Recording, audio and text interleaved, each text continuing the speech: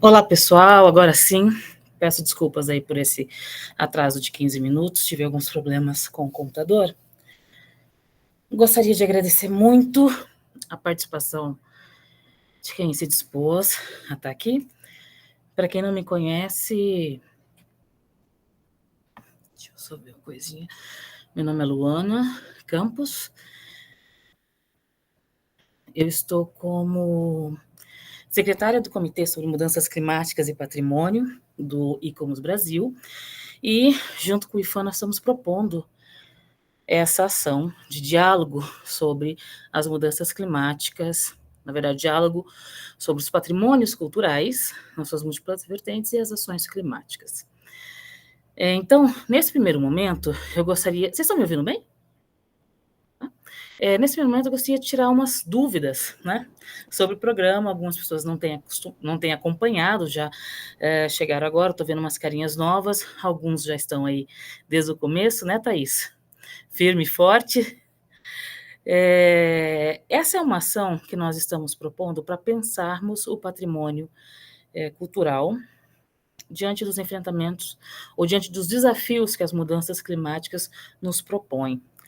Então, não é apenas pensar o patrimônio cultural do ponto de vista dos seus impactos físicos, ou o patrimônio material, né? Ou seja, pensar como as mudanças climáticas vão impactar o patrimônio, mas também como o patrimônio pode nos auxiliar a pensar essas mudanças, ou o impacto dessas mudanças, ou processos adaptativos para essas mudanças. Então, propomos a divisão, porque pensar isso no âmbito continental é extremamente difícil, então propomos divisões a partir de macrobiomas, e estamos aqui agora, já tivemos 2 reuniões gerais, né, com todos os participantes, com todos os biomas, e agora essa é a nossa primeira reunião por biomas. Os outros biomas já realizamos as reuniões, marcaram a agenda um pouco mais cedo, e agora nós vamos nos dedicar a olhar um pouco para o Pampa, né? Para os problemas, os patrimônios, as soluções, as potencialidades que essa região do sul do Brasil pode nos proporcionar diante dessa verdade inconveniente, como diria o Al Gore. Então, nós organizamos esses grupos de trabalho para nos auxiliar a pensar de forma participativa e colaborativa propostas, indicadores de como o patrimônio vai ser impactado, como podemos ter ali algumas referências. Não é um grupo do IFAM, não é um grupo do ICOMOS, é um grupo da articulação civil que, por acaso, está sendo articulado por essas instituições, mas que a ideia é que ultrapasse esses limites de patrimônio acautelado no âmbito federal, porque nós temos outras formas de acautelamento, temos o acautelamento municipal e estadual, que também vai sofrer com os impactos das mudanças climáticas. Então, a ideia é que toda a discussão realizada aqui nesse ambiente vai ser gravado, vai passar por uma relatoria. A Sofia... Oi, Sofia, fala oi. Está agora nessa primeira etapa da relatoria. Depois, a partir dos vídeos, nós pretendemos formar também, não apenas essa reunião, teremos outras reuniões, mas compor uma base de informações que nos permita seguir para as reuniões presenciais. Então, nós vamos ter esses grupos de trabalho de formato remoto e 6 reuniões presenciais com alguns representantes de cada região para sistematizar esses dados. Essa sistematização dos dados aí vai ser feito pensando no âmbito nacional, né? Alguém tem alguma dúvida, quer colocar?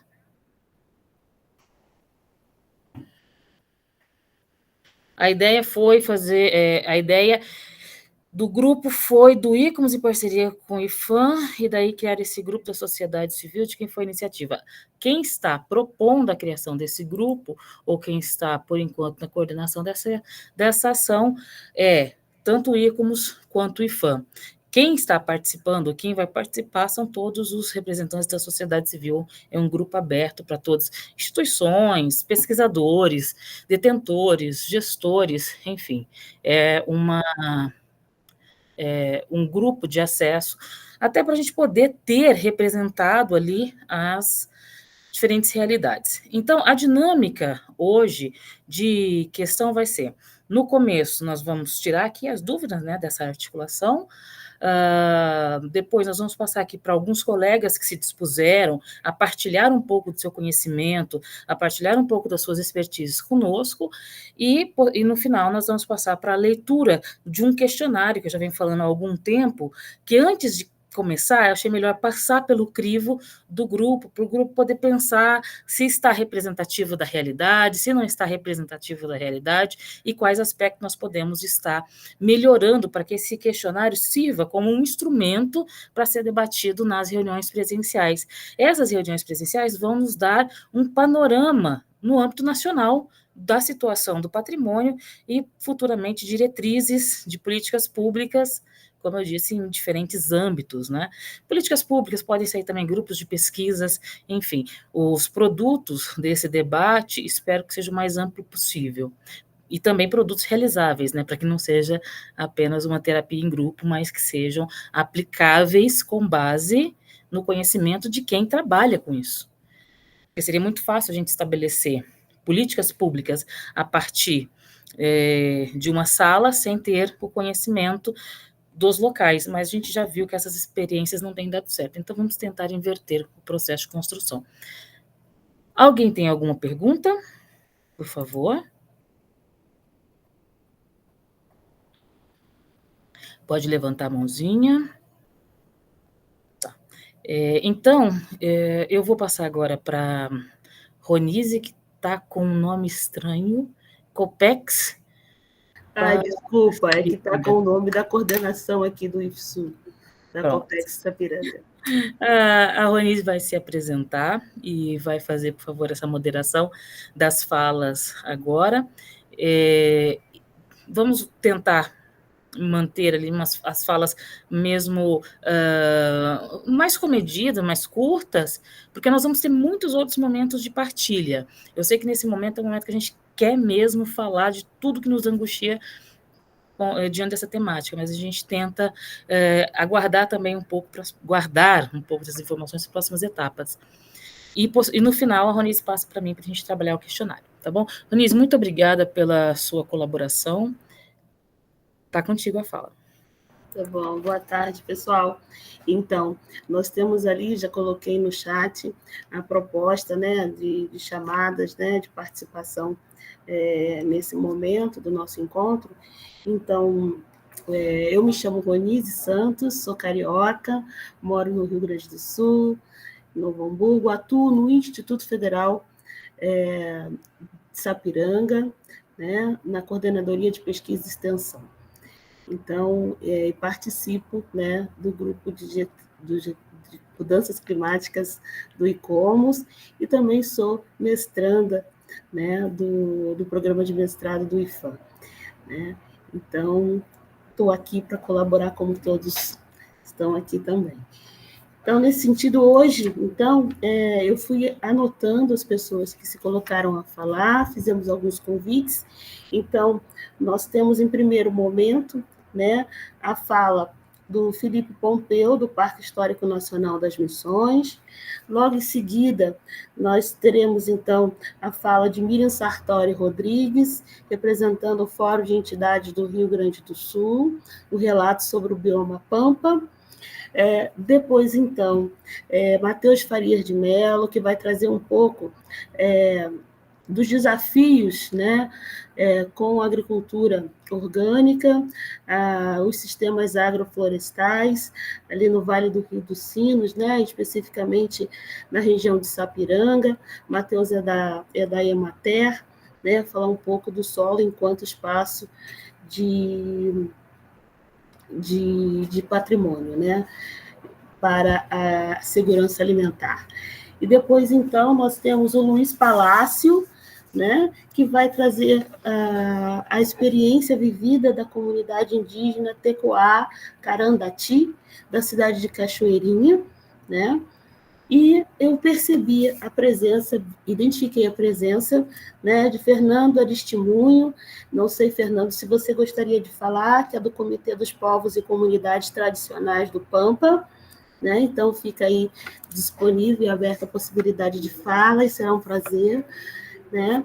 E tem também a Regiane Graciele Rosa de Souza, que é do Departamento de Justiça Climática da Secretaria Nacional de Gestão Territorial Indígena do MPI. Então, fique à vontade também para fazer a sua contribuição. Então, nesse momento, eu gostaria de chamar o Felipe Pompeu para trazer a sua experiência, suas visões nesses desafios de mudanças climáticas na região das Missões. Oi, gente, boa tarde, todos me ouvem? Felipe, está bem baixinho, não sei se tem como melhorar. Melhorou? Tá baixinho, mas acho que dá para ouvir, sim. Tá dando? Eu vou tentar impostar um pouco mais a voz, então. Isso, obrigada, Felipe. Tá, gente. Então, obrigado pela apresentação. Fico honrado de participar de um grupo com tantas realidades antropológicas alternativas, assim, que são até conhecidas, mas ainda não apresentadas, né? Sou chefe do Parque aqui, Histórico Nacional das Missões, já faz 6 meses, e sou formado em História, Arqueologia e tenho pós-doutorado em Antropologia, então o assunto muito me interessa. Infelizmente, eu não vou poder, dessa feita agora, ouvir todas as pessoas, eu queria muito saber as realidades, mas a gente vai continuar em conexão, pelo visto, né? Então eu vou apresentar rapidamente o panorama, porque eu estou com uma situação meio emergencial, até o final de semana precisa ser resolvida para mim e para outros colegas aqui do parque, tá? No nosso caso aqui, São Miguel, então, e o parque também, mas acho que São Miguel é um exemplo que a gente estava falando de acautelamentos, né? É bem interessante, porque São Miguel a gente tem acautelamento estadual, municipal, federal, material e imaterial, né? E aí essas questões dos sítios arqueológicos, essas distribuições, tem um problema muito sério com os sítios missioneiros. No caso, o parque ele é composto por São Nicolau, o sítio, a ruína de São Nicolau, a ruína de São João Batista, São Lourenço, que é a mais rural, essas São João Batista e São Lourenço são as mais rurais, e aqui em São Miguel, né? No interior de São Miguel, nós temos a aldeia Tecoacoenju, que tem relações aqui com o parque, eles vendem as artesanias, vendem o rambiapó, né? Aqui junto com o museu, acho que o pessoal já é bem tradicional, conhecido já esse comércio, né? E essa questão dos acautelamentos, primeiro, do arqueológico junto com o que está fora do parque, né? O pessoal chega no parque, olha a tela que está em volta do sítio e pensa que o sítio acaba ali. Na verdade, não. Eram cidades que tinham 7 mil pessoas até, né? Então, não se conforma numa área tão pequena. Tem sítios arqueológicos que são para fora da área cercada. Uma vez para fora da área cercada, isso inclui muitas vezes associados. Aqui no caso de São Miguel, tem as 7 fontes missioneiras. 7 é pouco para dizer, tá? São 7 nascentes que a gente tem mais identificadas, mas elas estão todas associadas com áreas de preservação permanente, tá? Agora, faz pouco tempo, teve um caso de uma lavagem que foi colocada em cima de uma dessas fontes que não está nem cadastrada como sítio arqueológico. Então a gente não tem nem como acautelar ela. Isso até gerou uma certa discussão dentro do superintendência ali para ver como é que a gente ia fazer esse cautelamento, né? No fim, acabou que, pela questão ambiental, a lavagem foi autorizada, né? Porque tem uma caixa de... Enfim, tem uma norma ambiental que ela está seguindo, mas a gente vai ficar de olho, né? Só que fica fora da... Não é um sítio arqueológico. Então tem essas questões, assim, de que muitas vezes o único acautelamento do que nós temos da maior parte do sítio, que não é o centro urbano das cidades missioneiras, das antigas cidades missioneiras, está acautelado por uma conformação ambiental. Então, para nós é muito interessante que isso se amplie ou que isso seja trazido, né? Também tem a questão da paisagem aqui a paisagem é muito importante. Está tombado pela Lei 420 de 2010, né? E, ao mesmo tempo, tem uma normativa do Carlos Delfim, que trabalhou já no IPAM, e ele delimitou muito bem como é que é a instituição dessa paisagem. Eu até estou com o documento aqui, ó. Acho que vai sair espelhado para vocês. Mas é nesse sentido. Depois eu posso mandar para vocês o projeto da paisagem de São Miguel Arcanjo. Ali tem bem explicado como é que funciona essa questão da constituição da paisagem, que fora aqui São Miguel não existe mais, né? Agora tá tudo monocultura, tudo soja. O pequeno proprietário ele já não existe mais também. Essas pessoas elas estão se aposentando, estão perdendo as terras, e grandes proprietários estão comprando isso a preço de banana, né? E o médio proprietário também está bem difícil de se encontrar agora. Ele também está se formando em cooperativas por aqui, né? Mas eu conheço pouco. Eu estou aqui há 6 meses a recém, como eu disse para vocês. Tem uma colega, Ana Luísa Seixas, agora ela é do IFAI, ela foi chefe aqui do escritório, tá? Eu até fico um pouco constrangido de passar a bola para ela depois, mas eu tenho certeza que ela tem muito mais a dizer. Ela estava também em momentos importantes da preservação imaterial e da relação com a aldeia Tecoá-Coenju, né? Que está perdendo muito espaço. Agora vai fazer uma BR que vai atravessar uma BR, uma RS, agora não me escapa qual é que é a sigla certa, tá? E vai passar por um território tradicional deles, que é onde eles coletam fibras e plantas para fazer artesania, né? Então, ou seja, o modo de vida tradicional deles já está sendo afetado já faz um bom tempo, né? Desde o contato com o europeu. Agora ele está mais ainda. O que já é pouco está se reduzindo. E eu estou propondo uma ideia com eles, dos Vixurangá, aqueles bichinhos de madeira, né? Que sejam substituídos por bichinhos de pedra. Então, né, que daí são os Vixurangaitá, seria pela lógica, né? Temos um Guarani, não sei se Mbiá, mas que talvez possa me corrigir na gramática. Enfim, são alternativas que a gente está propondo no momento, tá, gente? Vou conseguir fazer. Eu até queria poder ouvir a Ana, acho que depois eu vou pedir para a Ana né, o que foi passado aqui na reunião. Gente, então acho que é mais ou menos isso. Passo a palavra para os colegas. Muito obrigado. Mantemos contato. Deixo meu número aqui nas mensagens para qualquer coisa, tá? Infelizmente agora eu preciso realmente me abster. Mas consegui dar meu panorama aí. Obrigado pela chamada e bom resto de reunião para vocês. E aí, Cristiano, tudo bem? Obrigada, Felipe. Ana Luísa, fica bem à vontade, querendo contribuir, demais colegas também. Por favor. Oi, vocês me escutam? Certo, então acho que eu vou só para engatar o gancho com o Felipe, né? Boa tarde a todos. Eu sou então a Ana Luísa Seixas, eu sou arquiteta, fui chefe do escritório lá de missões em 2014, né? Logo depois que eu saí do PEP, né? Também sou egressa do mestrado, né? E depois que eu saí da chefia do escritório, eu ainda fiquei 4 anos lá em missões como técnica, a partir do processo do PAC, né, do processo seletivo do PAC, né, então fui servidora do IFAM ali em missões por mais 4 anos, e agora estou no estado, no IFAI, né. Mas uma questão que eu queria colocar, assim, que daí é caso bem específico lá de missões, né, que aconteceu em 2016, um tornado que passou pela região das Missões e destruiu o Museu das Missões, né? E o tornado não é uma coisa típica de acontecer na região, né? A gente nunca tinha tido esse evento, não teve, né, registro, e realmente foi uma coisa completamente atípica para a localidade. E isso gerou uma discussão na época na superintendência de como enfrentar esses desafios, né? Porque esperamos que não se repita mais, mas por outro lado a gente também não tem como garantir que não vá se repetir, né? Então, assim, inclusive na própria reconstrução do Museu das Missões, a gente teve que fazer algumas escolhas técnicas que alteraram um pouco o projeto original do Lúcio Costa, e aí também toda uma questão de autenticidade, né, toda uma demanda, assim, que a gente teve que fazer ajustes justamente pensando que poderia acontecer novamente, né, um evento climático extremo que interferisse ou que prejudicasse, né, a questão patrimonial, assim.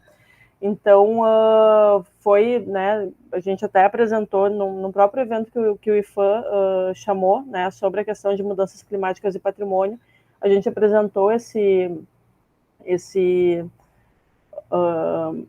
questão, né, e assim como o Felipe colocou, né, não é só a questão material que acontece, que existe lá em Missões, a gente tem muito forte, né, foi registrado em 2014, depois de 2018 a Tava, né, então o sítio de São Miguel, ele é reconhecido pela comunidade Guarani, pelo povo Guarani, como um lugar sagrado, né? Então também toda essa relação que existe com comunidades tradicionais dali, e que com certeza né, eles têm, por exemplo, uma questão muito forte em relação à plantação do milho, né? O milho para cerimônias guaranis são muito importantes, então isso também acaba afetando, né?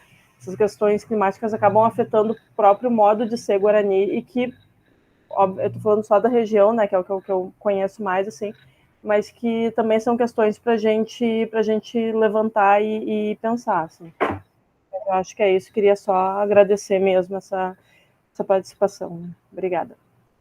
Ok, obrigada. Mais alguém? Fala do patrimônio. Cristiano? Ok, Cristiano, fica à vontade.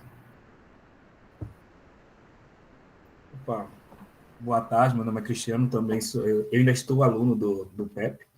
Né? Há poucos meses atrás eu estava como arqueólogo lá da cidade de Santo Ângelo, nas Missões também, então eu queria aproveitar, agora estou em Curitiba, no IFAM aqui em Curitiba, e queria aproveitar nessa linha que está falando um pouco dessa região das Missões e colocar como esse efeito, né, esse efeito sobre o clima acontece aí. Quem é dessa região, né, principalmente do Rio Grande do Sul, conhece a Lagoa da Mortandade, que é um local de grande impacto sobre as batalhas que teve no Rio Grande do Sul. E no ano passado eu fui lá, e quando eu cheguei no Rio Grande do Sul, estava passando por uma grande seca, era 3 anos de período de muita seca, que já era efeito desses eventos climáticos, e essa Lagoa da Mortandade, que nunca tinha secado, ela secou. Eu fui lá e é tudo efeito de uma agricultura predatória, né, com instalações de pivô central que pega água do subsolo em grande profundidade. Então, assim, os mais velhos contavam que nunca tinham visto essa lagoa secar. E pela primeira vez, no ano passado, ela secou totalmente. Então, assim, patrimônios, né, nesse caso mais local do Estado, mas que reflete as ações sobre o patrimônio como um todo, né? Então, é triste ver como essas ações sobre o patrimônio, ações do clima sobre o patrimônio afetam de tal forma, né, não só no edificado, mas todo no modo de vida das pessoas, como foi relatado pelos colegas anteriores. É isso. Ok. Mais alguma fala em torno do tema? Bom, então podemos chamar, né, a Miriam Sartori Rodrigues para falar sobre o bioma Pampa. Miriam? Bom, boa tarde, muito prazer. A quem eu não conheço, tem algumas pessoas que eu reconheço aqui, como Ana Seixas, né, o próprio Felipe, Fernando Aristimunho, né, que também está participando. Eu vou pedir uma contribuição dele, principalmente porque eu sei que ele participou da coalizão pelo Pampa, de uma carta aberta que foi feita à Sociedade Gaúcha, né, pela proteção do Pampa. E ouvindo o Felipe falar, a Ana e o Cristiano, eu percebi a importância que a questão do ambiente, né, traz sobre a vida das pessoas, tanto com relação ao patrimônio construído, edificado, quanto patrimônio imaterial e a própria questão da paisagem, né, cultural. Então, eu acho que nesse aspecto é importante a gente ter esse entendimento da importância desse bioma, né, que é o bioma brasileiro com maior perda percentual de áreas naturais no período de 2000 a 2018. Ele foi reduzido em praticamente 17%, principalmente para fins agrícolas. E entre 2012 e 2018, 125 mil hectares de campos nativos foram transformados em lavouras, silvicultura e pastagens plantadas, equivalente a 2,5 vezes o território de Porto Alegre, ou seja, essas alterações de uso do bioma têm causado danos não só ambientais, como culturais, né, pela forma exatamente de uso do solo, como a Ana relatou sobre a questão do plantio do milho, né, de toda uma tradição indígena, né, e o próprio Cristiano falando exatamente, né, dessas questões. Então, eu vejo como a importância da preservação do bioma é fundamental para a preservação do próprio patrimônio.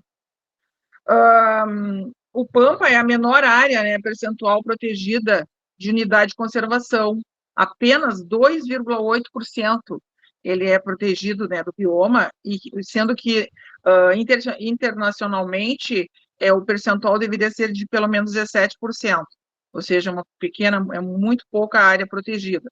Em termos de parques estaduais, parques nacionais, acho que não existe nenhum parque nacional, a gente só tem o parque estadual, né, aqui na região da Barra do Quaraí. Então, eu vejo que esse bioma realmente precisa de uma certa proteção bem mais ampla, né? Por isso, inclusive, está sendo feito um dossiê, está sendo preparado para ser apresentado pelo governo brasileiro à Unesco em 2025, pedindo que seja criada uma reserva da biosfera do Pampa, exatamente para ampliar essa proteção, para haver uma maior condições de preservar esse bioma. Está extremamente impactado, né? Não se tem uma modelagem, né, sobre como fazer um mapeamento das questões climáticas com a questão do patrimônio. Não existem esses documentos, informações para a gente poder saber de que forma está sendo alterado, ou vai se alterar para verificar os danos, entendeu? Então, a gente percebe que existem na área dos bens materiais, né, temos verificado, por exemplo, áreas com arenização, né, a questão da alteração das bacias hidrográficas, a gente teve uma tragédia aqui nesse ano, aqui no Rio Grande do Sul, em função das enchentes ali do Taquariantas, né, onde houve avanço das águas sobre os vales ali, uma destruição com muitas mortes, destruição de patrimônio, perda de acervo arquitetônico, perda de acervo museológico, perda de acervo documental, perda de vidas. Então, essas influências, essas alterações, realmente causam sérias perdas, né, sérios danos, né, que realmente são extremamente, né, alarmantes. E a questão costeira também nos preocupa com a questão da elevação do nível do mar, né? Nós temos, por exemplo, Rio Grande, Pelotas, São José do Norte, são cidades extremamente importantes, mais antigas do estado, né? Pelotas, então, tem um tombamento em nível nacional, não só da parte arquitetônica edificada, mas também o patrimônio material, também bastante, né, relevante. Isso pode ser ameaçada exatamente porque aquela região é de planície costeira, uma região extremamente baixa, que pode ser afetada seriamente. Não se tem ainda esse mapeamento, né? Vamos dizer assim, esses mapas climáticos fazendo uma interface com a questão do patrimônio, mas é possível de ser feito, né? Talvez uma modelagem para a gente verificar até que ponto sofrem e até que nível sofrem riscos, né? Mostarda, Tavares também, né? O Cristiano falou da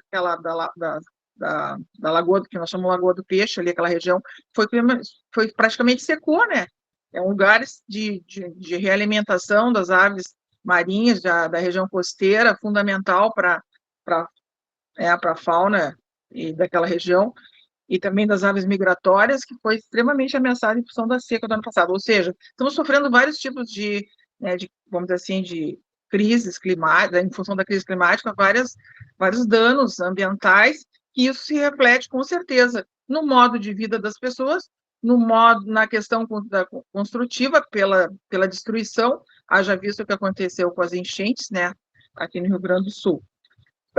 Com relação eu vejo assim que existe toda uma discussão, o pessoal do Pampa, muito organizado, né? Não só simplesmente essas instituições que estão fazendo essa discussão, essa carta aberta à sociedade gaúcha e estabeleceu diretrizes e ações para o uso sustentável e conservação do bioma, são associações de funcionários da FEPAM, associações de funcionários da antiga FZB, SEMA, do IBAMA, então são exatamente funcionários preocupados, né, que têm esse conhecimento de muitos anos, de muito trabalho, de muita pesquisa, estão alarmados com a situação do bioma Pampa e fizeram exatamente esse documento que eu posso, inclusive, depois encaminhar para os anais dessa reunião, que eu acho extremamente importante que fique esse registro, tá?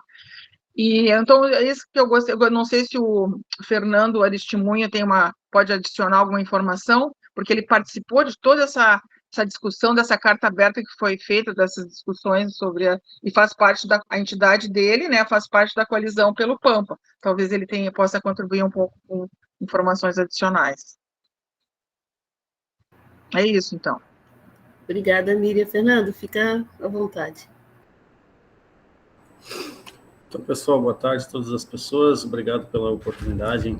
Interessante esse debate, né? Mas interessante também a gente ter bem entendido de que patrimônio estamos falando, né? Se é apenas o patrimônio natural, né? Ou se é do patrimônio cultural ou imaterial, né?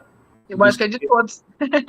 Isso porque, enquanto população tradicional, eu aqui, como integrante do Comitê dos Povos e Comunidades Tradicionais, a gente entende, e quando está nos espaços de interculturalidade e vem o tema da emergência climática ou da mudança climática, as comunidades indígenas que historicamente estão aí expulsas dos seus territórios e vivendo na beira da estrada, em barraco de lona, assim como as comunidades quilombolas vivendo em pequeno pedaço de chão, né, não têm o seu território assegurado. Então, para se falar em preservação do patrimônio, tem que se falar da seguridade, né, e do acesso ao território, né? Porque se a gente não tem território, a gente não tem patrimônio nenhum a cuidar, a assegurar, né? Então, eu acho que, primeiramente, é pensar o território e aonde estão esses patrimônios, né? Dentro de quais territórios. Enquanto Coalizão pelo Pampa, né, o Comitê dos Povos e Comunidades Tradicionais do Pampa compõe ali como sociedade civil, e sim, ali aquelas diretrizes, né, orientam a governos que tiverem sensibilidade, né, aquelas diretrizes estão sustentadas, né, em pesquisas acadêmicas também, e mais do que isso, em profissionais que atuam na fiscalização e controle, né, das legislações que estão sendo flexibilizadas no estado do Rio Grande do Sul, né, oportunizando aí o avanço do capital agroindustrial destruidor, né, do ambiente natural e dos patrimônios, né, das populações tradicionais e outras, né, mas pouco se reconhece, né, dessas diretrizes e outras tantas legislações importantes que o estado do Rio Grande do Sul tem e está sendo flexibilizado, né, em prol do avanço da economia. Nós estivemos também dialogando com Miriam na última semana, duas representantes, mulheres, representantes do Comitê dos Povos e Comunidades Tradicionais do Pampa, esteve na semana passada, junto com organizações ambientalistas aqui do estado, conversando com o ICMBio, justamente sobre a importância, né, da criação de critérios aí para a criação de novas unidades de conservação, né, no bioma Pampa e no estado do Rio Grande do Sul. Perfeito. Então, nós estamos atuantes nesse tema e nos colocamos à disposição aqui, né, para construir ações concretas, né, tendo o território, o acesso ao território, né, em especial para as comunidades tradicionais, como premissa, né, de uma atuação conjunta, coletiva e comprometida, né, principalmente com os direitos das populações tradicionais. É isso, obrigado. Obrigada, Fernando. Miriam, Luana levantou a mão, quer fazer alguma colocação? Não, eu só Sim, estava sim. concordando. Desculpa, Luana, que levantou. Não, eu estava concordando plenamente com o que o Fernando falou sobre essa questão, exatamente, das diretrizes, né, de ações de uso para o uso sustentável e conservação do bioma, que exatamente implica na preservação dos patrimônios, tanto edificado quanto imaterial, que a gente nem tem conhecimento exatamente, não se tem um mapeamento dos quilombolas, da população pomerana, né, das rezadeiras e benzedeiras que ocupam todo esse espaço dessa região. Então, isso tudo tem que ser feito, tem que ser mapeado, tem que ser conhecido, tem que ser preservado, né? E aí o território é fundamental. Se não se tem território, né, se o uso é destinado apenas para o uso do agronegócio e da silvicultura e uso não sustentável, vai se perder tudo. Ok. Luana? Uhum. Bem, na verdade, a Miriam quase que antecipou um pouco a minha fala, exatamente isso, Miriam. É a questão do conhecimento, que é importante. Eu não sei se vocês têm a mesma impressão que eu, uma coisa que o Fernando colocou. Tem muitas legislações, mas essas legislações são muito dispersas. Tem muita informação, tem informação de pesquisa. Uma das coisas que a gente poderia começar a pensar, porque a partir dessa reunião é mesmo ir pensando em diretrizes, de instrumentos que a gente pudesse utilizar para agregar esses conhecimentos que já existem. E é óbvio, não tem como pensar em comunidades tradicionais, em detentores, em usuários, sem pensar no território. Isso, Fernando tem toda a razão. Muito obrigada, Fernando, pela sua fala. Obrigada, Rô. Ok.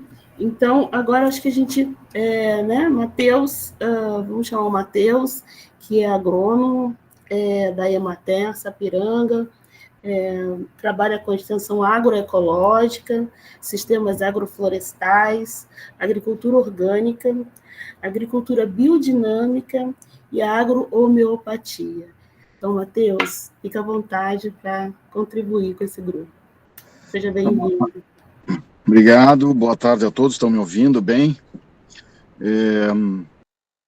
Eu quero contribuir, assim, com esse debate, né? O meu tema de trabalho, vamos dizer, é os conhecimentos tradicionais, vamos dizer, dos agricultores, das culturas que estão aqui no Vale dos Sinos, né? Ocupando o Vale dos Sinos atualmente, e relacionado à agricultura orgânica, né? Relacionado à preservação da paisagem, preservação dos costumes também como patrimônio, né? Vamos dizer, de todo a forma de relação que essas pessoas têm aqui, né? Com o meio, e as alterações climáticas, né? A gente vem enfrentando seguramente, últimos 5, 6 anos, né? Dificuldades muito grandes em relação à produção, né? Como a população não sente tanto, porque a gente vê que os alimentos vêm de vários lugares, de várias regiões, né? A gente que está trabalhando com produção local aqui, com espaços de comercialização local, a gente sente muito. A gente tem acompanha os agricultores e vê que não são somente as secas, né? Como já foi citado, que nós viemos de uma grande seca, né? No outro verão, que foi histórica, né? Como os antigos nunca viram os arroios secarem, né? Como foi visto agora. E nós estamos numa região aqui, Sapiranga, encosta da serra, né? Então a gente está entre a Mata Atlântica e o Pampa, o início da Pampa, e bem na borda aqui. A gente percebe assim uma dificuldade em relação a essa questão de alteração climática, né? Restringindo períodos de produção, dificultando a produção dos agricultores familiares, né, que dependem disso, vamos dizer, na comercialização local, em feiras, até a própria alimentação escolar aqui local. A dificuldade de abastecimento muito grande, assim, principalmente o último ano, né, que viemos de uma seca histórica e já entramos num período de chuvas histórico, né? Então a gente veio de uma seca muito grande e quando começou a chover houve destruição, né? Muita destruição. Na nossa região aqui, vamos dizer, Sapiranga, perto de São Leopoldo, de Novo Hamburgo, aqui, as perdas foram mais nas estradas, nas pontes, as áreas de produção na beira dos rios, né? Que realmente, né, vamos dizer, que não respeitam, aquelas áreas que não respeitam as áreas de preservação permanente, né, que houve muita perda, né, houve perdas de lavoura, perda de solo, né, nós tivemos muita perda de solo, né, isso foi uma coisa que foi bem marcante, assim, e foi junto com essa restrição de produção de alimento, né, local, e traz uma insegurança, né? Já traz uma insegurança em relação do que pode vir, né? E ao mesmo tempo a produção orgânica sofrendo menos, porque tem mais equilíbrio, tem mais cobertura de solo, os sistemas agroflorestais, pelo que a gente está sabendo, vão dizer, no eixo de Pelotas até aqui, né? Região metropolitana, as áreas de frutas, por exemplo, que estão produzindo são áreas que estão dentro de sistemas agroflorestais, então, que não sofreram tanta perda, que a pleno sol, monocultivo, né, mesmo que em pequena área, sofreu muita perda, né. Agora a gente está, por incrível que pareça, passando por uma pequena estiagem, né, apesar da chuva toda que veio em excesso, a gente está passando por uma questão que estamos precisando de chuva novamente. Então é isso que nós estamos vivendo, né, nós estamos vivendo um período de extremos, onde não temos mais não estamos conseguindo assegurar as reservas de solo, de água, né? Então, quando chove é demais e escorre e termina e leva solo e se perde trabalho de anos, de décadas dos agricultores, né? E, por outro lado, quando falta mais de 10 dias, como dias compridos que nós estamos passando agora, com sol, a gente está com um problema, começa a faltar, né? Então, a produção de alimento tá sendo afetada, né? E a gente ainda tem apreensão em relação a essa questão de como é que o sistema convencional ainda se sustenta, né? Então, como é que se sustenta com alto custo, com demanda de água muito grande, né? Esses sistemas falaram aí de pivô central, de monocultivo, e são sistemas de alta demanda de água, né? E isso ainda não foi calculado inteiramente. Então, eu acho que esses cálculos, vamos dizer, esses levantamentos de demandas hídricas e demandas de recursos naturais dos cultivos, ou seja, o impacto dos cultivos, né, a demanda tem que ser avaliado melhor, aí que a gente consegue ter uma noção de que a produção orgânica, a produção que respeita a vida e acumula matéria orgânica no solo, ela está produzindo melhor, protegendo melhor, né? E precisamos de mais apoio, precisamos de apoio mais claro e incentivo para a produção orgânica, né, livre de agrotóxicos, de adubação, necessidade de importação de produtos, né, que com a guerra agora também estamos com esse impacto, né, aumentando o custo. Eu acho que eu não sei bem se era isso, né, mas eu não queria também me estender muito, mas se tiver alguma dúvida a gente pode tirar aí, eu agradeço a oportunidade.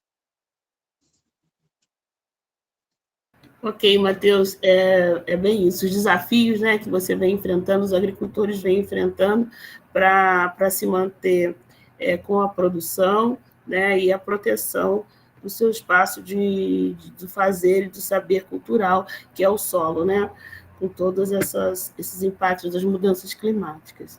Então, muito obrigada por você ter aceito vir falar conosco. Né? Então, sinta-se sempre convidado a participar do grupo, né? Porque o nosso grupo é assim, é aberto. Então,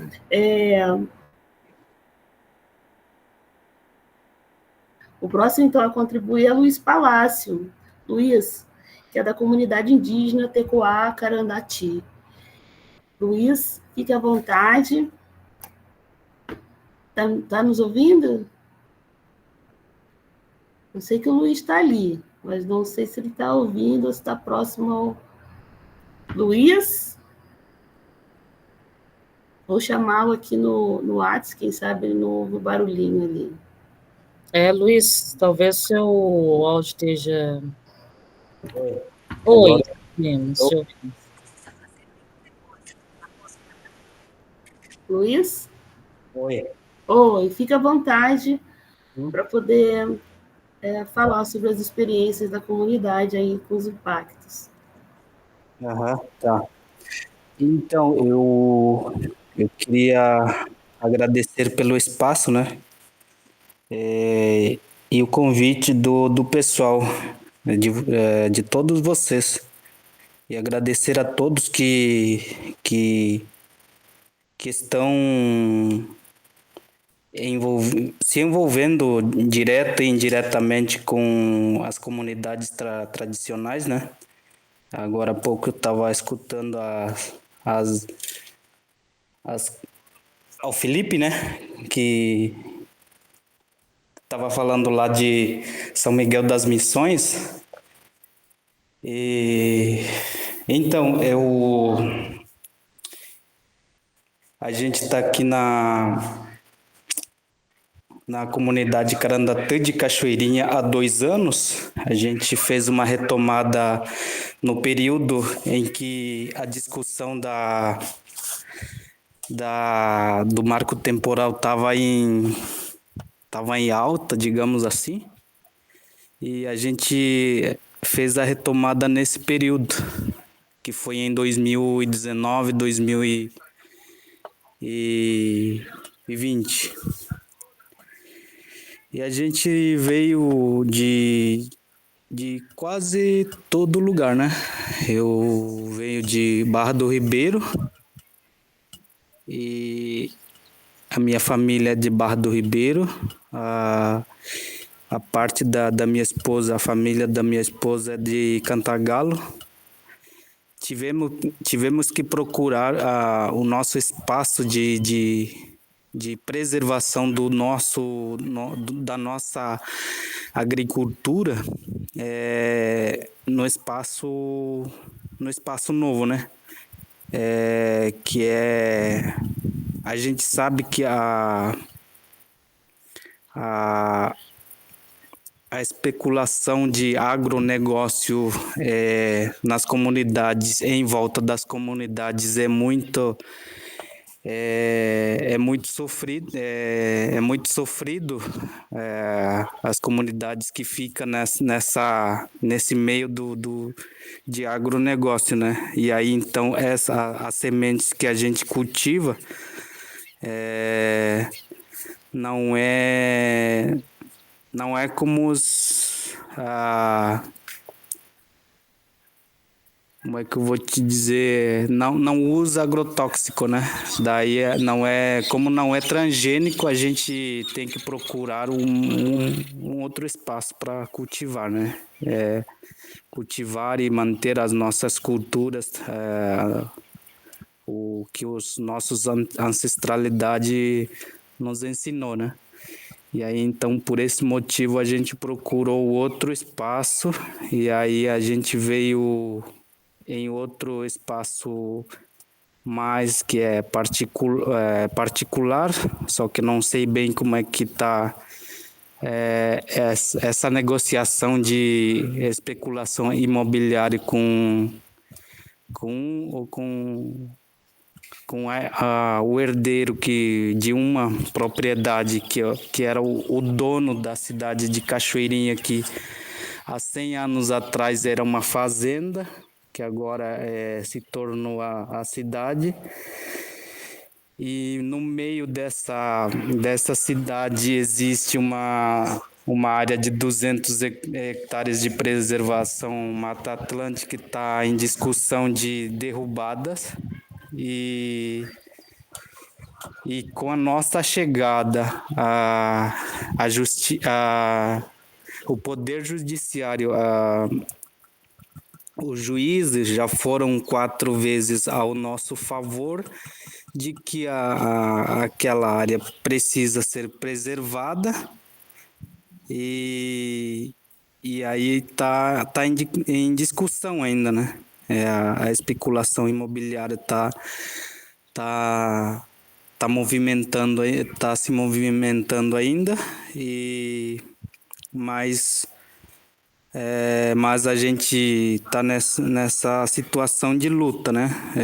Que esse ano o nosso cultivo foi um pouco maior e para esse ano do ano 2023 foi melhor para 2024 e agora para 2024 para 2025 a gente está pensando em plantar bem mais do que 2023, então aqui na grande Porto Alegre, no meio da cidade de Porto Alegre, a comunidade indígena é o único que está fazendo a agroflorestal, né?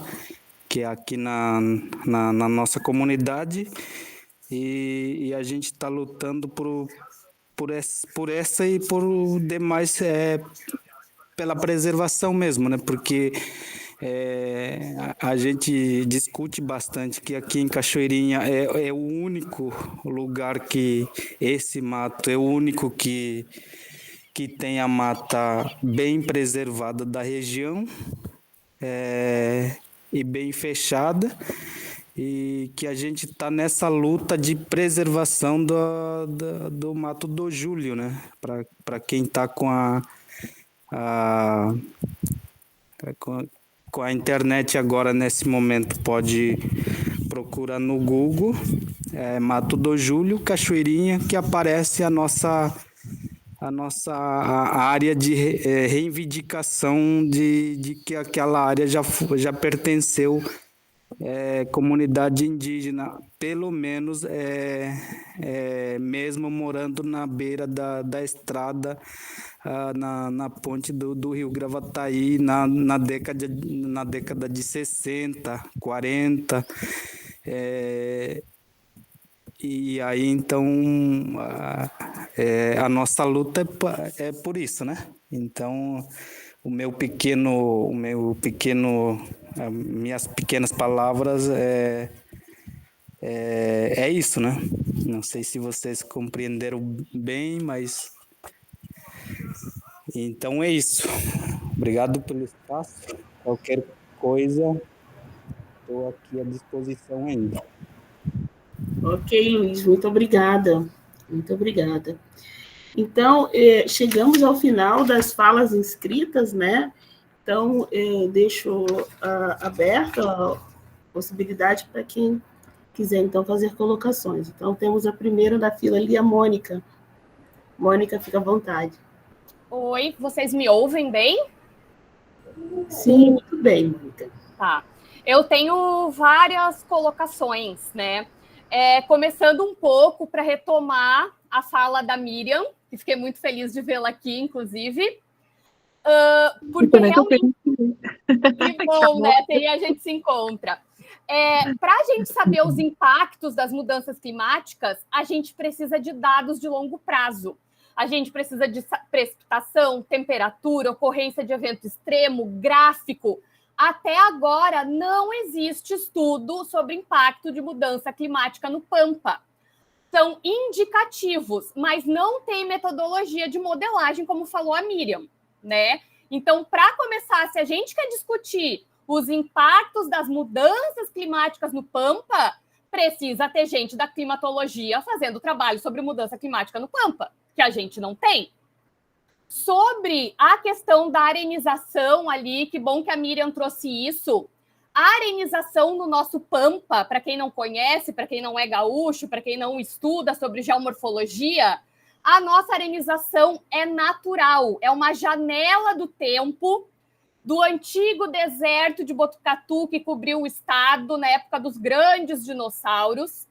Esse deserto durou por muito tempo. Nos areais, né? Depois isso veio outros processos geomorfológicos, mas na época dos indígenas pré-colonização europeia, eles já conviviam com os areais, tem muito material arqueológico nos areais, então eles conviviam, isso é um processo natural. Os geoparques da Unesco estão querendo incluir os areais como geossítios, diante da grande importância deles para a história do planeta Terra. Então, o que impacta, o que faz essa arenização natural será acelerada pelo ser humano. Aí sim, o gado solto e a monocultura. Mas os areais em si não têm relação com mudanças climáticas contemporâneas. E eles não devem ser confundidos com desertificação. São processos completamente diferentes. Outra questão, eu acho que a gente precisa saber identificar que há impactos oriundos das mudanças climáticas e outros não têm relação nenhuma com mudança climática, mas sim com o uso do território. E aí a gente tem que falar de política, né, de política pública. Por exemplo, o assoreamento de rios, que pode causar a inundação e pegar um prédio histórico. O assoreamento do rio não tem relação com mudança climática, é com mau uso do solo.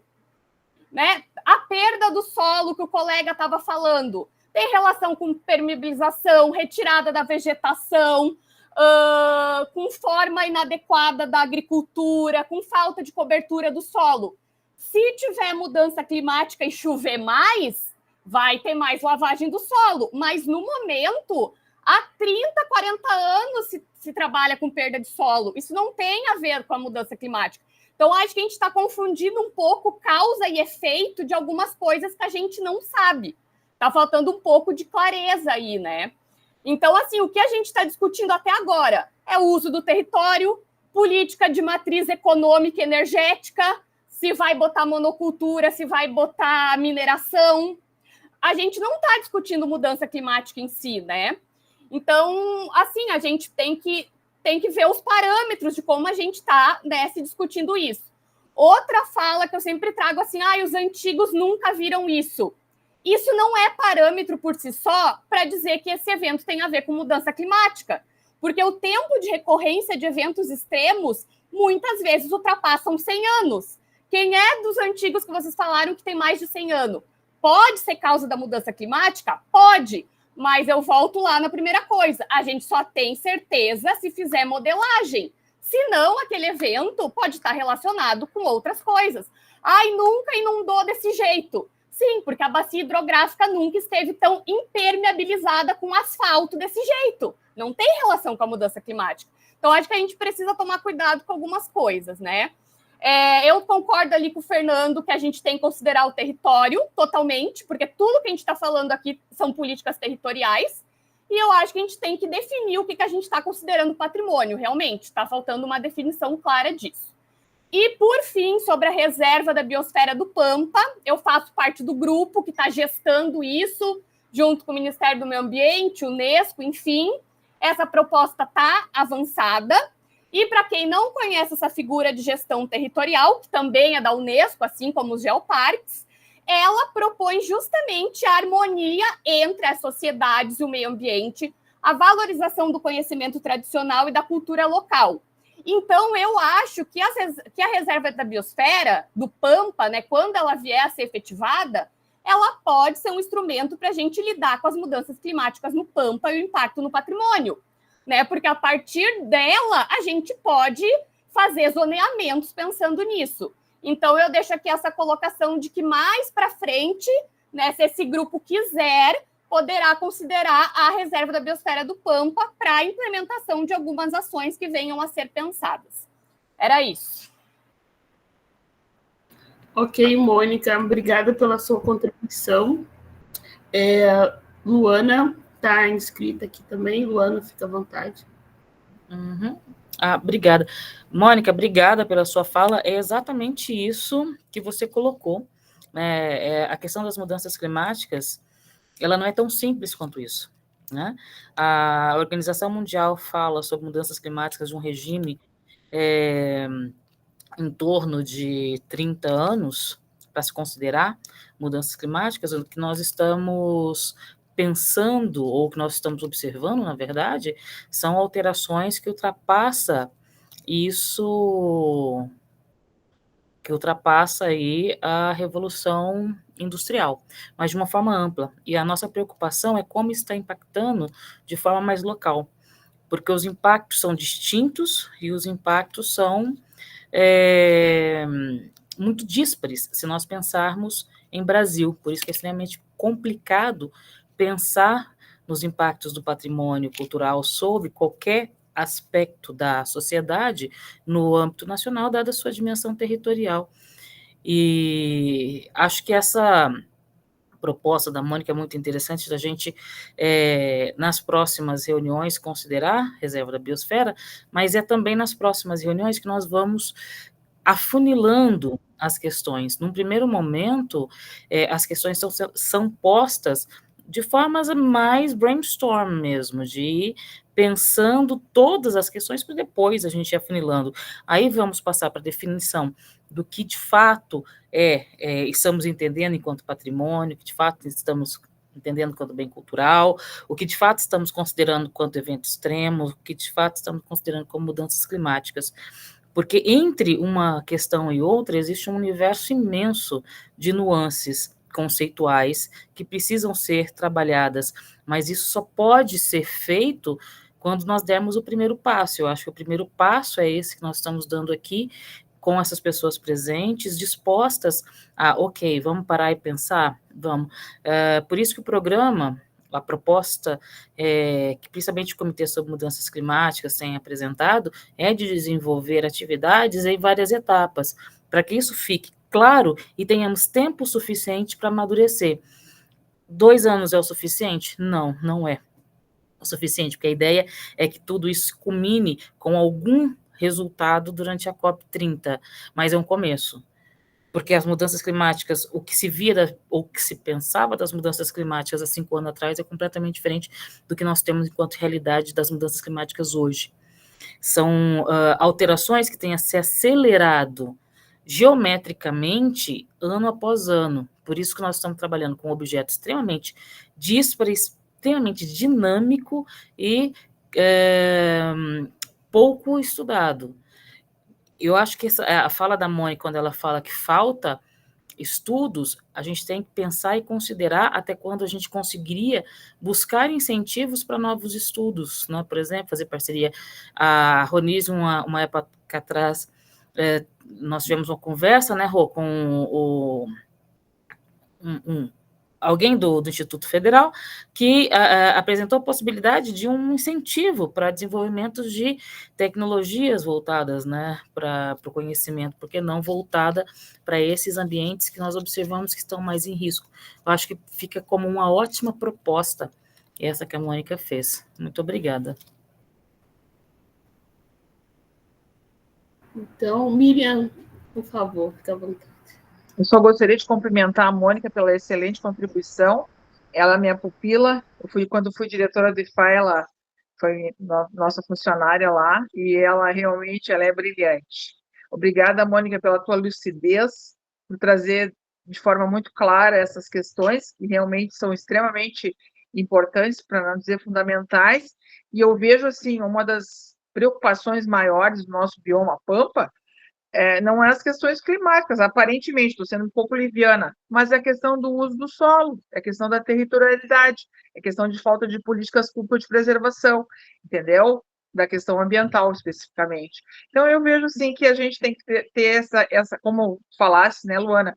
Estamos falando de 6 biomas de todo o território brasileiro, que é muito amplo, mas nós, o bioma Pampa, só tem no Rio Grande do Sul, e a especificidade aqui tem que ser ouvida, as contribuições locais de quem realmente conhece o território e estuda há muitos anos, especialmente as comunidades tradicionais, os povos indígenas, os pesquisadores de muitos anos da Fundação Zoobotânica, da FEPAM, do IBAMA, pessoal que já está até aposentado como eu, mas que tem uma contribuição histórica em função do conhecimento acumulado. Então, eu vejo que é extremamente importante a gente estar presente nisso. E a questão dos mapas climáticos, para fazer exatamente essa modelagem, para a gente ver realmente o que está interferindo ou não. Primeiro tem que ter presente o que é patrimônio, né? Patrimônio edificado, patrimônio imaterial, paisagem cultural, e daí poder fazer exatamente tirar essas conclusões. Senão a gente fica assim na onda, né? Estamos na onda, a questão da mudança climática está trazendo interferência no patrimônio, está trazendo destruição, está trazendo isso. A gente é leviano no sentido de fazer conclusões precipitadas, sem conhecimento, sem dados, sem levantamentos, né, realmente fundamentados. Então a gente tem que estar presente nisso. Obrigada, Mônica, pela tua contribuição mais uma vez. Vamos à fila, Miriam. Ok. Então, eu queria fazer uma contribuição, entrei ali na fila. A Mônica fala sobre, né, comentou sobre a questão, os antigos, né? Eu acho que a gente está aqui falando sobre patrimônio, saberes e fazeres, né? Conhecimentos ancestrais. E daí eu lembro aqui da fala do Nego Bispo, né, de dizer que os saberes e fazeres ancestrais, eles vêm de uma relação biointerativa com a natureza, né?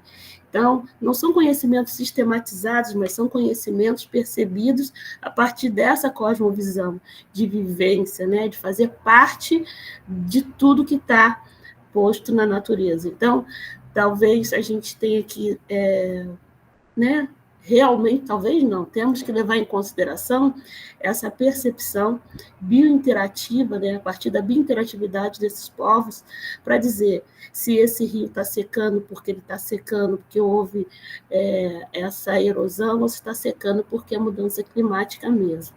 Então, os pontos de referência hoje de povos tradicionais e originários, né, o passarinho cantava desse lado, e por isso eu tenho um significado, o passarinho está cantando do outro, que negócio que está acontecendo, a gente tem que levar, sim, em consideração. Seja ele com mais de 114 anos ou menos de 120 anos, né, de tempo de acontecimento. Então, é só para a gente, só para ressaltar a importância desse saber que não vem de hoje, os passos vêm de longe, né? Então, é muito isso. Bom, na fila está a Bárbara, né? Então, Bárbara, por favor, fique à vontade.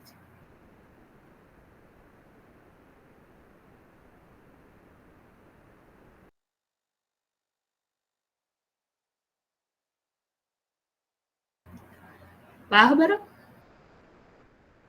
Me desculpa. Boa tarde a todos. Eu sou antropóloga do IFAM e, a partir de um pedido que está sendo analisado de como patrimonialização da lida campeira, eu fiz um estudo preliminar, mas porque é bastante intrigante que a gente está falando aqui sobre a redução do Pampa, só que, sob o ponto de vista antropológico, a manifestação cultural é justamente essa, é que está se largando o Pampa, está se dando preferência para outras economias. Então, é uma questão complicada, é uma dualidade, como é que a gente vai reconhecer uma coisa que o próprio campo está mostrando que eles não querem.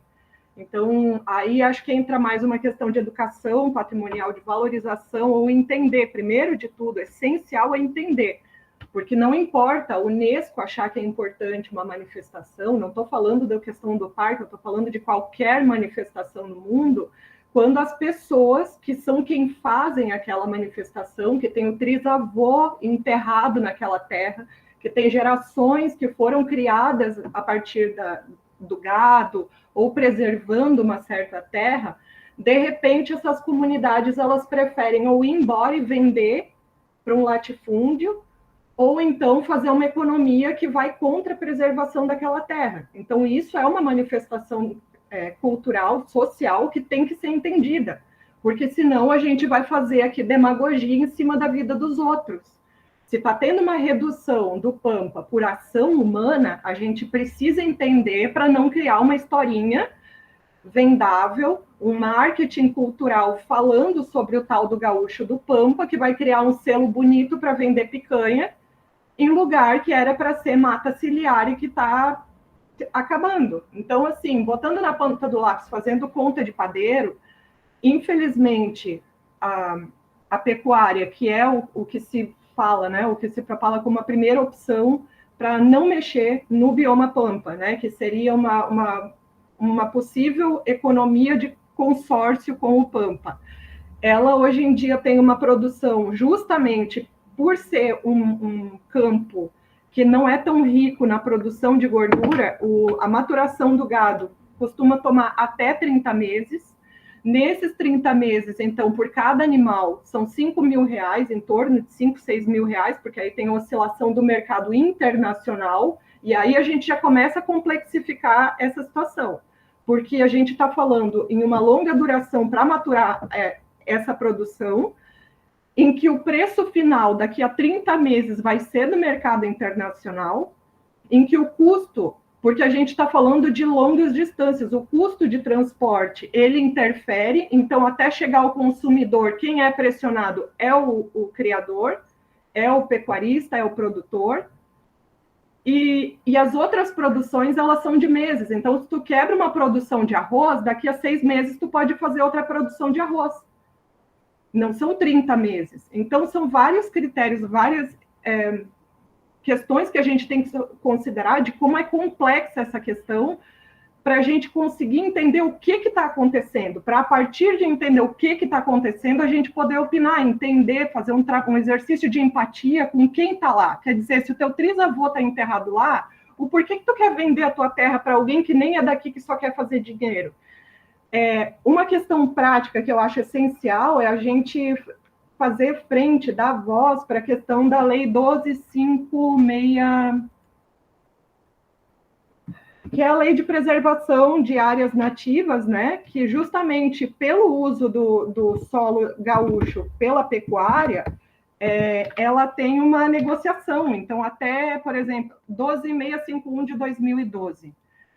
Ela, a princípio, ela estipula reservas mínimas, né? Porque mesmo que nós sejamos nós tenhamos aqui o menor bioma de todos, além de ser o menor bioma de todos, ele ainda é o bioma com menos reservas legais. E dentro desse panorama, a reserva legal, que deveria ser de até 30%, na maioria do bioma pampa, ela não existe, porque tudo era pasto. Então, se ele já estava descaracterizado antes da lei, ele não precisa garantir a reserva legal. Tem essa negociação. E dentro da Assembleia do Estado tem essa pressão política entre o fazer o que é legalmente certo sobre essa lei federal e contra o eleitorado no campo, que está pressionado pela questão econômica. Então, é uma mina, é um campo minado, literalmente. O campo pampa, além de ter um bioma extremamente delicado, que pode não ser uma questão climática de uma era que a gente está entrando, só que esses 5 anos que o colega falou, fato é que tu ter uma quebra de safra, ou tu ter perda da produtividade, no outro ano ter perda da produtividade, no outro ano tu ter perda da produtividade. Se eu falando aqui vocês cansam, imagina ficar 3 anos no campo, pegando no lombo, pegando na cabeça esse sol em excesso e depois essa chuva em excesso, ou falta de chuva, estiagem em excesso.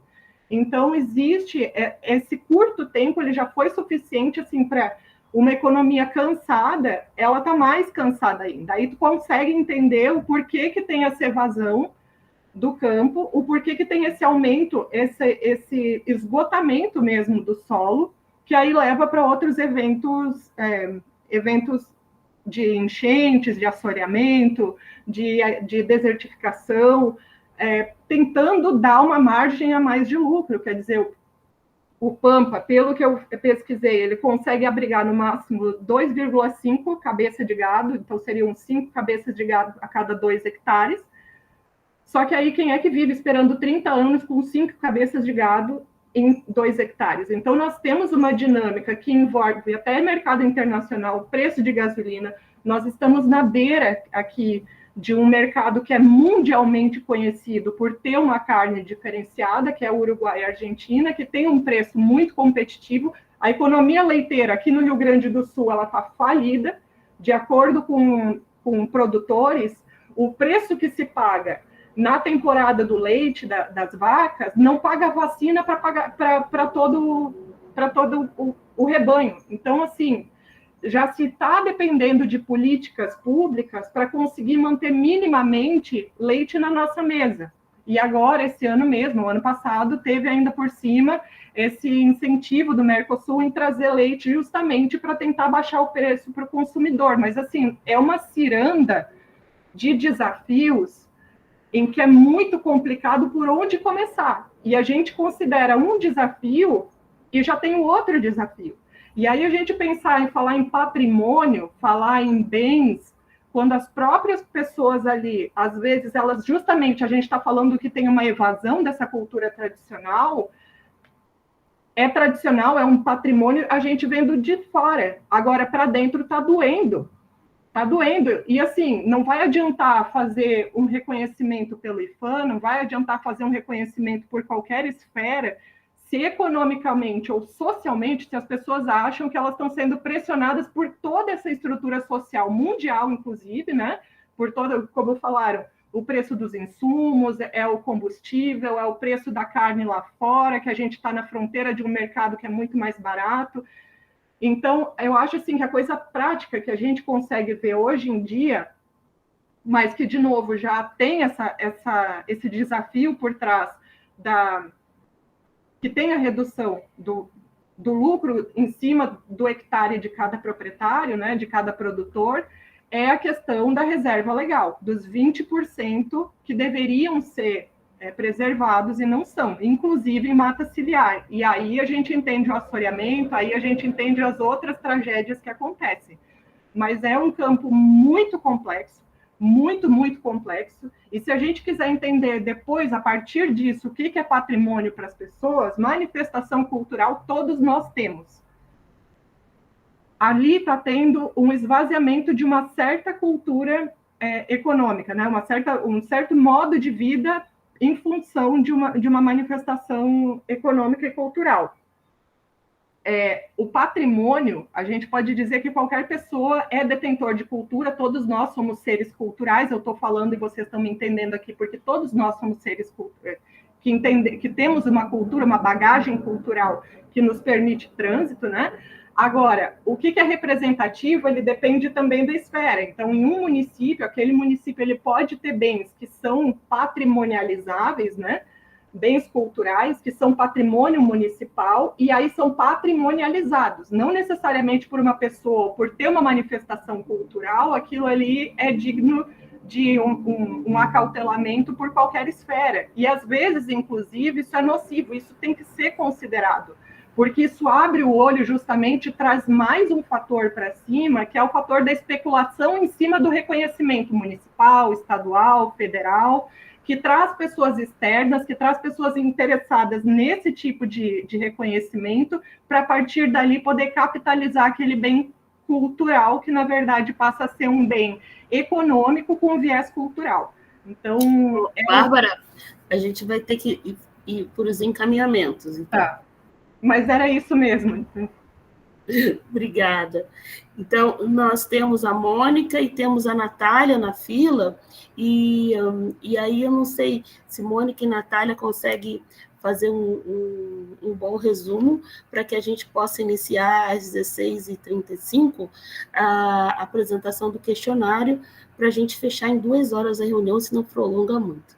Tá? Então, por favor, Mônica, fique à vontade. Só retomando, vocês estão me ouvindo? Sim, perfeitamente. Só retomando ali o que a Bárbara falou, é isso, para manter o Pampa, precisa manter o gaúcho no Pampa, porque é um bioma totalmente dependente de manter as relações com as práticas culturais. E para manter o gaúcho no Pampa, precisa de política de emprego, de renda. E isso não tem relação com mudança climática, né? Há uma década, tudo era desenvolvimento sustentável. Só se usava essa palavra até que se esvaziou. Eu me tapei de nojo, nem uso mais, né? Agora tudo é mudança climática. Para mim, isso tira a responsabilidade das políticas públicas, de planejamento, de renda, de emprego, de matriz energética, né? Essa relação de meio ambiente, natureza com patrimônio, como a natureza pode afetar a cultura e vice-versa, isso não é agora que nós estamos criando a roda, né? Isso já vem de algum tempo. Para mim, a novidade agora é essa inserção da palavra mudanças climáticas. Então, né, eu volto a bater nisso que a gente tem que ver do que a gente está discutindo. E só, por fim, o último apontamento que eu queria deixar bem claro, que eu acho que talvez não me entenderam, eu nunca falei que não é para valorizar os conhecimentos tradicionais, ou que as pessoas que disseram, eu nunca vi isso em 100 anos, estão mentindo ou não viram. Eu estou dizendo que isso não é suficiente para eu poder dizer, eu nunca vi isso em 100 anos, então só pode ser culpa das mudanças climáticas. Não, pode ser outro fator. Então, por isso que precisa de estudo e de modelagem para a gente poder dizer, esse evento aqui que está impactando o patrimônio cultural é, sim, oriundo das mudanças climáticas. Esse outro aqui já não, é oriundo de uma política pública mal feita da Secretaria de Meio Ambiente, por exemplo. Então, a gente precisa saber quais são as origens dos problemas para conseguir solucionar, porque senão a gente só vai ficar discutindo em círculo aqui e a gente não vai solucionar nada.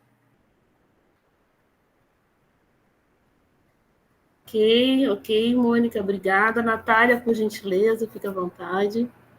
Oi, gente, boa tarde. Eu sou historiadora, trabalho no Departamento Patrimônio Imaterial já há algum tempo, no IPHAN, né? E aí eu só queria pontuar brevemente 2 questões. Primeiro, assim, a fala da Bárbara foi bastante ilustrativa de um paradoxo que a gente vive no nosso dia a dia, né? Que a gente recebe, muitas vezes, pedidos de reconhecimento por parte da sociedade de que algo se torne patrimônio, num momento em que aquela manifestação, aquela prática cultural está passando por uma situação de fragilidade, né? Sendo que a proposta de um patrimônio cultural e material é de trabalhar com patrimônios vivos, né? Ou seja, patrimônios que estejam ativos na sociedade, no ambiente onde eles tradicionalmente ocorrem, enfim. E aí a gente sempre lida com essas questões paradoxais mesmo, né? Como ela falou, as lidas campeiras aí solicitaram um registro, está sendo feito um estudo, um diálogo com as comunidades e está se identificando os desafios. E aí, com relação a esses desafios da salvaguarda, da efetividade de uma patrimonialização, eu acho que a gente tem que trazer também para a discussão essa ideia de como o patrimônio pode contribuir frente aos desafios locais e globais em que a nossa sociedade está inserida. Então, vamos dizer, eu dizia que é uma via de mão dupla, né? Na reunião anterior, lá que a gente estava da Mata Atlântica, um colega mencionou da dificuldade da realização, do desenvolvimento do plano de salvaguarda do sistema agrícola tradicional do Vale do Ribeira, lá das comunidades quilombolas, né? Do Vale do Ribeira. E esse desafio está posto justamente por isso, porque essas comunidades tradicionais, nos seus territórios, elas enfrentam esses desafios ali no dia a dia, e essas soluções, elas precisam ser construídas realmente conjuntamente, num processo dialógico, porque existem saberes ali que podem contribuir, mas a ciência acadêmica, né, mais tradicional, também tem saberes que podem estar sendo colocados em discussão junto a essas comunidades, e que a partir disso a gente consegue encontrar soluções, caminhos, enfim. E aí, nessa perspectiva daquilo que o patrimônio pode contribuir, eu acho que isso precisa ser, inclusive, incorporado na noção do que é patrimônio, que foi falado aqui inicialmente. O que é esse patrimônio? Acho que o patrimônio ele está muito vinculado a olhar esse legado do passado, mas também do futuro. O que a gente quer para o futuro, né? E aí a gente sabe que comunidades indígenas, né, que habitam essa região secularmente, né, que se relacionam com esse meio ambiente, por exemplo, e comunidades rurais tradicionais que estão ali secularmente, que se adaptaram, né, a esse ambiente, construíram toda uma vida cultural ali, elas têm a oferecer também nesse diálogo, nesse processo de construção de conhecimentos, visando o futuro, né? O que a gente quer para o futuro. Então, não dá para dissociar o patrimônio também dessa ideia de futuro, daquilo que se quer para o futuro. Queremos conservar esse ambiente?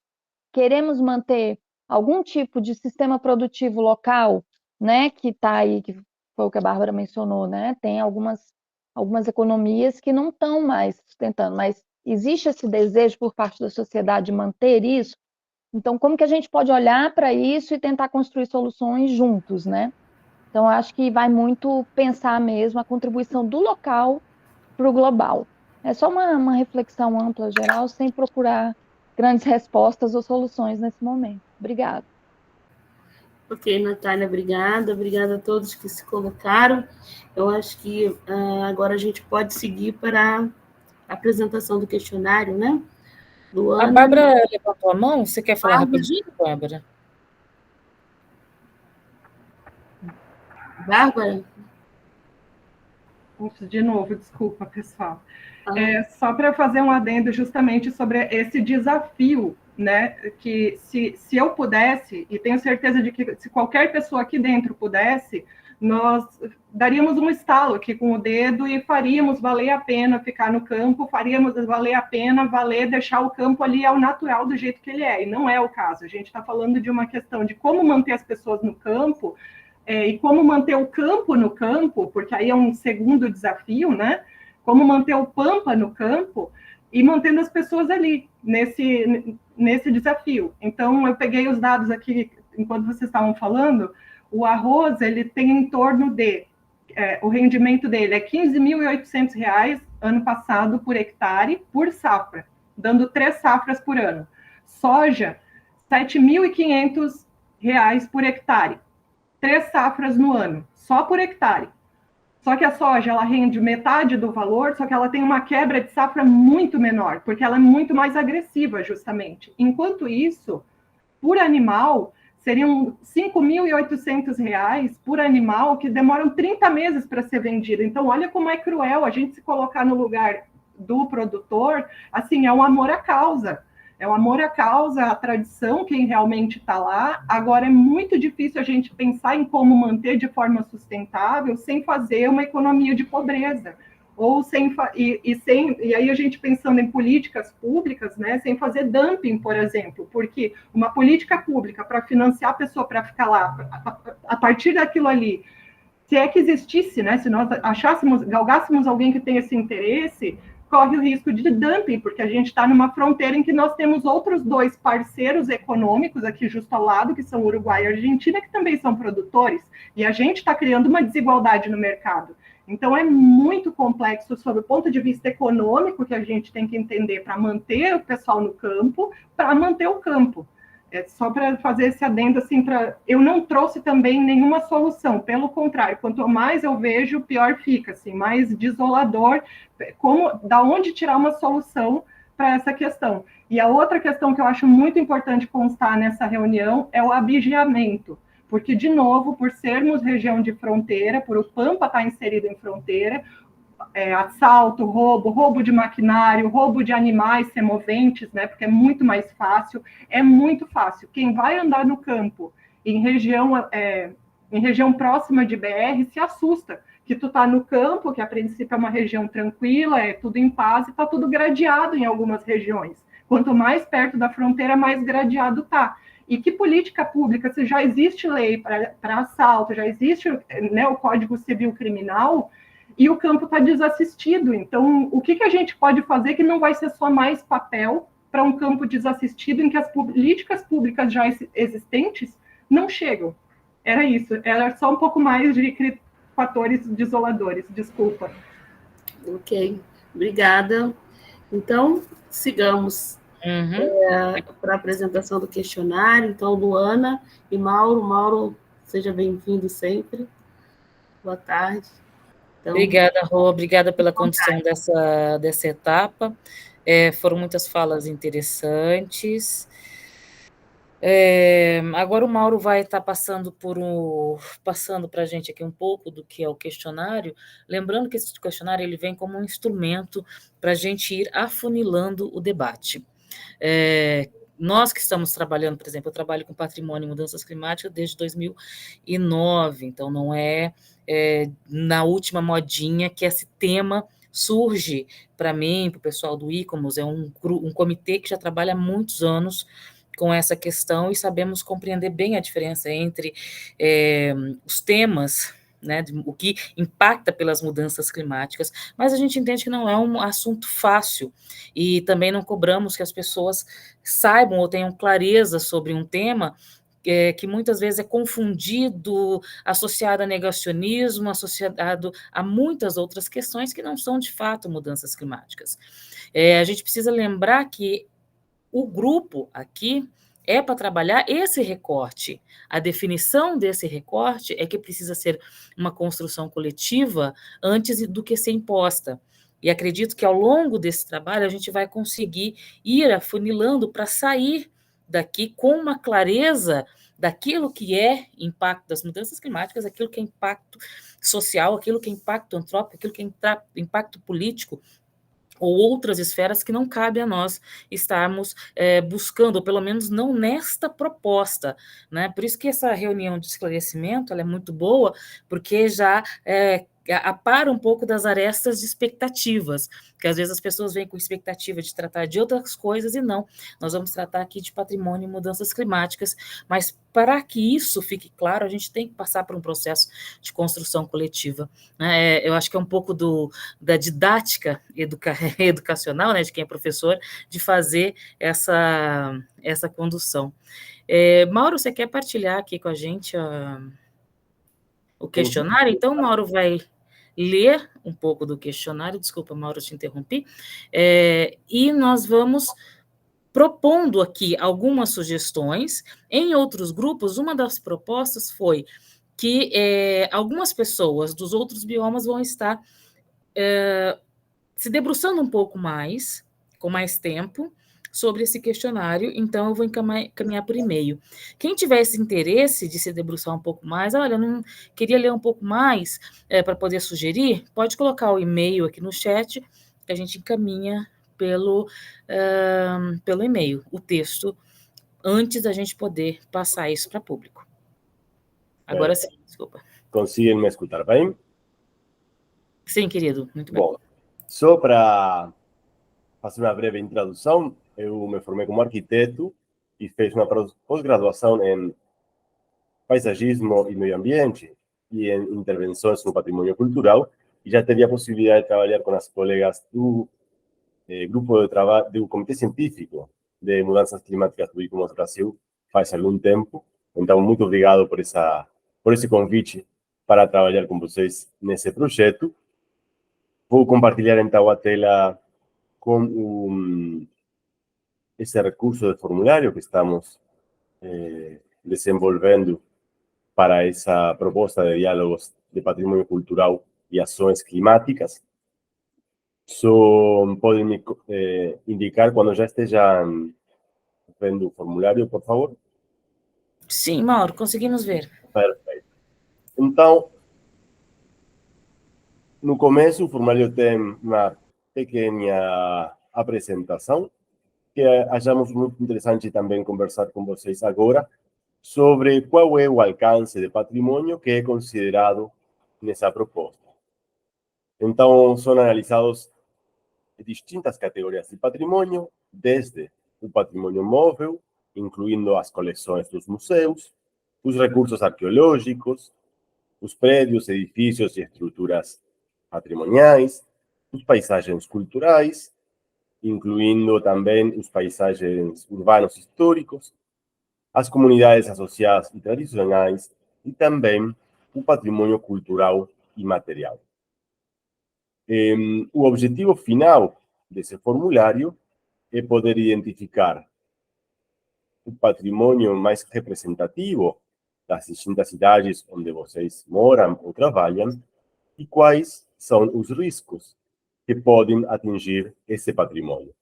Falando tanto de riscos de origem natural, riscos de origem antrópica, ou seja, aqueles gerados pelas pessoas, e riscos associados às mudanças climáticas. Aqui indicamos as fontes bibliográficas que utilizamos para definir esses tipos de riscos. E se vocês têm alguma dúvida, também podemos falar mais para frente. Então, a primeira parte do formulário pede somente para ficar em contato um e-mail, indicar qual é a cidade que vocês vão estudar, ou também pode ser uma comunidade, o estado onde fica e o país, que nesse caso vai ser sempre o Brasil. Tem que indicar qual é o bioma ao qual pertence essa cidade. Como essa reunião principalmente é para as instituições, comunidades do macrobioma Pampas, bom, podem marcar aqui. Caso seja outro, podem trocar essa opção, sem problema. Pedimos uma breve caracterização do clima e do território onde fica essa cidade ou essa comunidade.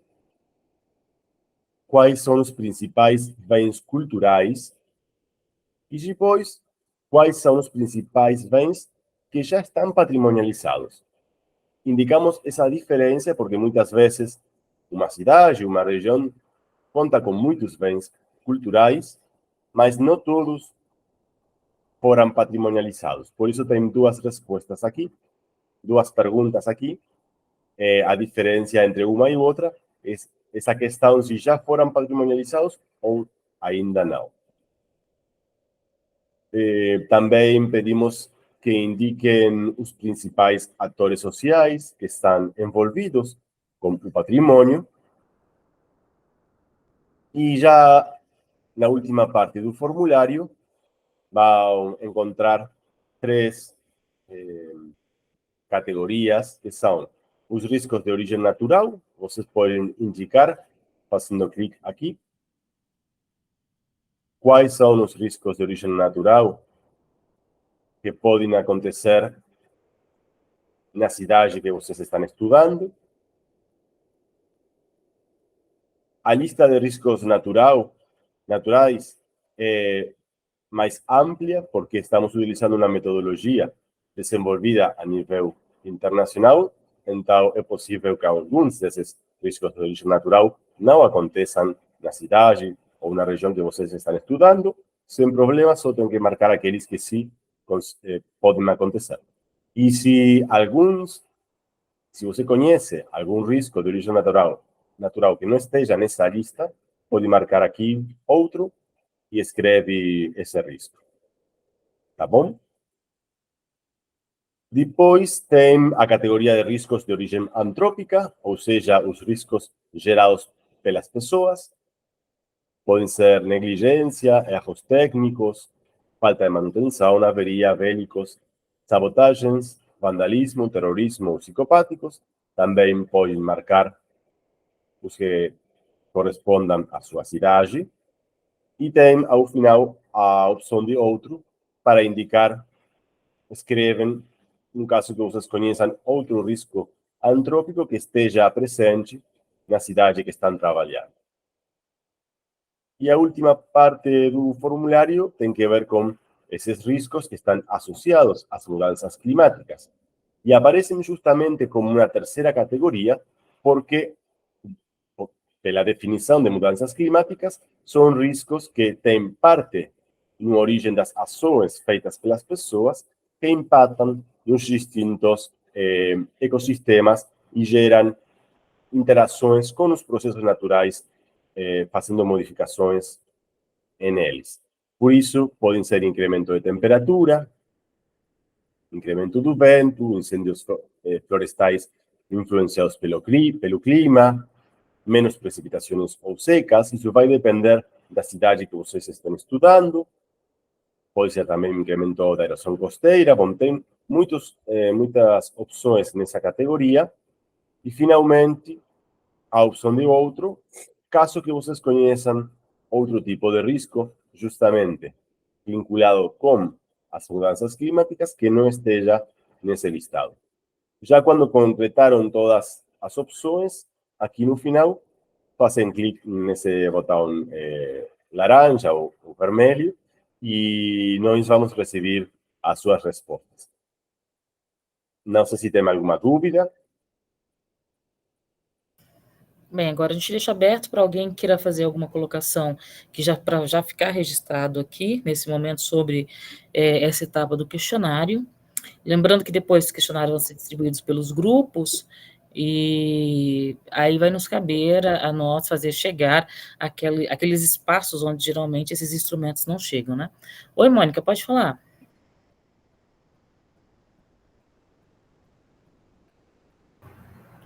Oi, Mônica. Está com o microfone desligado, acredito. Oi, liguei a câmera. Aqui no Rio Grande do Sul nós temos patrimônios naturais tombados, ali não tem essa opção. Tem o patrimônio móvel, museus e coleções, tem edifícios, tem cultural e material, mas a gente não tá ali os patrimônios naturais tombados. É patrimônio cultural, escrito em livro tombo e tudo. Perfeito, patrimônio natural tombado. Sofia, você está anotando, né, Flor? Para a gente depois implementar. Obrigada. Alguém tem mais alguma observação?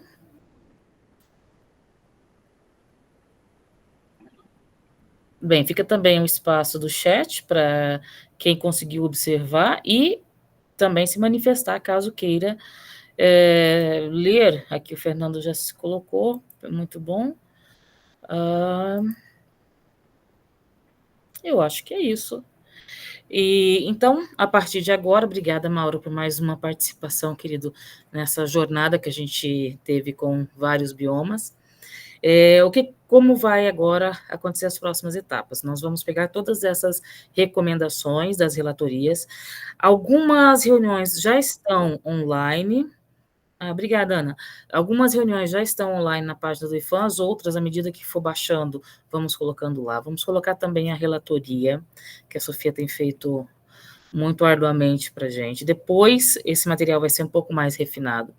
Vamos tentar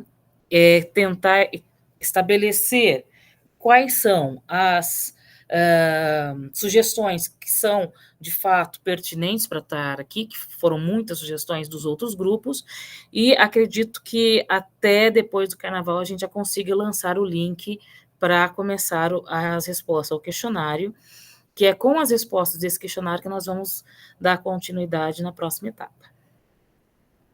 Ok? Mais alguma questão? Oi, Fernando, por favor.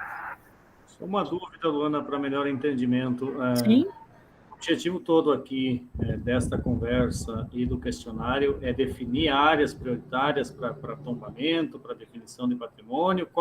Onde que se quer chegar? Sim, não, áreas tombadas não. Provavelmente nós vamos definir algumas diretrizes e definir se conseguirmos chegar a áreas prioritárias de preservação para estabelecimento de políticas públicas. Agora, que tipo de política pública? Política de preservação, política, enfim, vão surgir ao longo do tempo o que nós temos pela frente. O que nós temos nesse momento é um cenário extremamente disperso do que é o patrimônio, do que está sendo impactado, que de fato vai ser impactado. Nós precisamos entender um pouco melhor o que é, onde estão os bens patrimoniais, o que será afetado, para então definir como nós podemos propor e onde propor essas possíveis soluções, possíveis projetos, enfim, tá? Não é algo para estudo de tombamento ou algo desse tipo, é algo para pensar a preservação do patrimônio e pensar também, no que a Natália colocou, alguns elementos desse patrimônio que pode contribuir, por exemplo, aqui no Sul tem uma experiência que pode contribuir com o que está acontecendo no Pantanal ou coisa parecida. Ok? Mais alguma questão? Não? Ok, então, só tenho a agradecer a todos e todas que puderam, e todos que puderam participar aqui, doar um pouco do seu tempo, da sua expertise. Espero contar com vocês nas próximas etapas. Quem tiver interesse na temática, que se mantenha conectado conosco, e se puder trazer outras pessoas que têm interesse na temática, no recorte das mudanças climáticas e patrimônio, será muito bem-vindo. Ok, uma boa tarde. Tchau, pessoal. Todos. Tchau, tchau.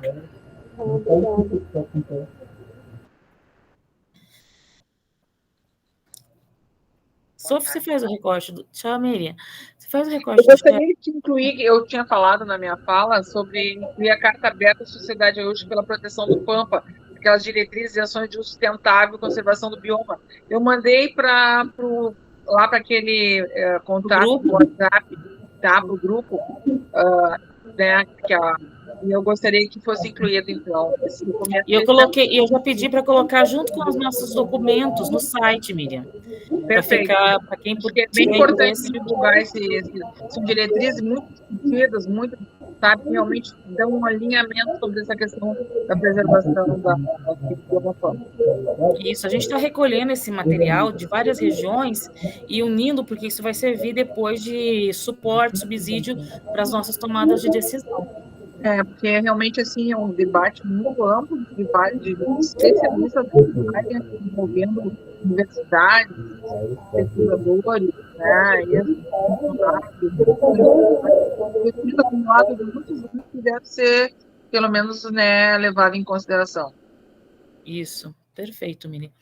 E é isso, né? Com um pouquinho de calma, a gente vai conseguindo levar até chegarmos a uma depuração desses dados. Perfeito. Obrigada. Obrigada, tchau.